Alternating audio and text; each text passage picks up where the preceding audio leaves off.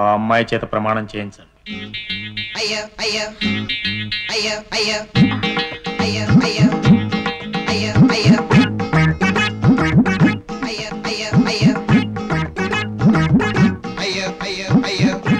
ప్రమాణం చేయమ్మా.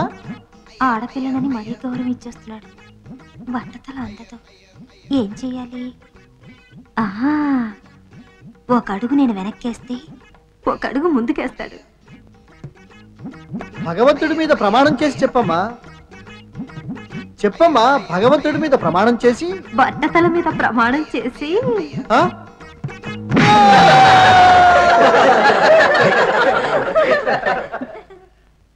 Your honour, ఇది క్షమించరాని నేరం. బ్రిటిష్ కాలంలో కూడా ముద్దాయి కోర్టు గుమస్తాను కొట్టిన దాఖలాలు ఎక్కడా లేవు. స్వతంత్ర భారతదేశంలో ఈనాడు. నో యువర్ ఆనర్, ఆ పిల్ల కావాలని గుమస్తా గారిని కొట్టలేదు. అది ముద్దాయికున్న అలవాటు. ఐసి సిఐ గారు ముద్దాయి అలవాట్ల గురించి చెబుతున్నారు. ఆమె మీకు ముందే తెలుసా? అది కాదు సార్. అదేమిటంటే అది. అయ్యా జడ్జి గారు, నేను ఆ పిల్ల తాతని. తల్లిదండ్రులు లేరని గారం చేసి ఆ బట్టతల బాధుడు నేనే నేర్పాను. ఆయనకు క్షమాపణ చెప్పి ప్రమాణం చేయి. సారీ గుమస్తా గారు. పర్వాలేదులేమ్మా, ప్రొద్దుట్నుంచి పార్సెప్తో చస్తున్నాను. నీ దెబ్బ మహత్యం ఏమిటో గాని పుట్టుకని పోయింది. అలాగా? మీకెప్పుడు పార్శ్వప్నం వచ్చినా నా దగ్గరికి రండి. అలాగే. ముద్దాయిని ఏ నేరం మీద ఇన్స్పెక్టర్ గారు అరెస్ట్ చేశారు? మానభంగం జరిగిందని, దొంగతనం జరిగిందని, మర్డర్ జరిగిందని రాంగ్ ఫోన్ కాల్స్ చేసి పోలీస్ డిపార్ట్మెంట్ ని ఆట పట్టించింది యువర్ ఆనర్. చివరికి నానా పులి కథలో లాగా తాను ఆడుతున్న నాటకానికి తనే బలి కాబోయి పోలీస్ డిపార్ట్మెంట్ వల్ల కాపాడబడింది. పోలీసులను తప్పుదవ పట్టించిన మాట నిజమేనా? భర్త ముందు వయ్యారాలు పోయినట్టు ఏమిటా తల ఊపుడు? కోర్టులో గౌరవంగా సమాధానం చెప్పాలి.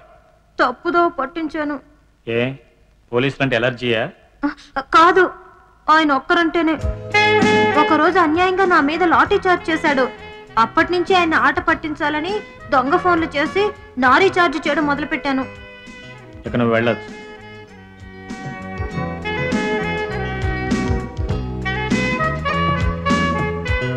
మిస్టర్ సుబ్బారావు, ఆ అమ్మాయిని నువ్వు మానభంగం చేయబోయిన మాట వాస్తవమేనా?